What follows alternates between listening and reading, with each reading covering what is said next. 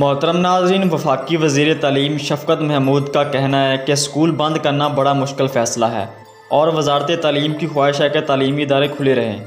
شفقت محمود نے کہا کہ کورونا کی صورتحال میں ہم نے کئی اقدامات کیے ہیں اور وزارت تعلیم کی خواہش ہے کہ تعلیمی ادارے کھلے رہیں، کیونکہ تعلیمی اداروں میں تدریس اور آن لائن تعلیم میں فرق ہے۔ آن لائن تدریس میں وہ باتیں نہیں ہوتی جو کلاس روم میں ہوتی ہے۔ انہوں نے کہا کہ اسکول بند کرنا بڑا مشکل فیصلہ ہے۔ اس حوالے سے 24 مارچ کو دوبارہ میٹنگ ہے جس میں جائزہ لیں گے کہ تعلیمی ادارے کھولنے ہیں یا نہیں۔ واضح ہے کہ ملک میں کورونا کی تیسری لہر کے دوران کیسز میں تیزی سے اضافہ ہو رہا ہے، جس کے باعث کورونا کی کئی پابندیاں دوبارہ نافذ کی گئی ہیں، جبکہ تعلیمی اداروں سے متعلق فیصلے کے لیے کل اجلاس طلب کیا گیا ہے۔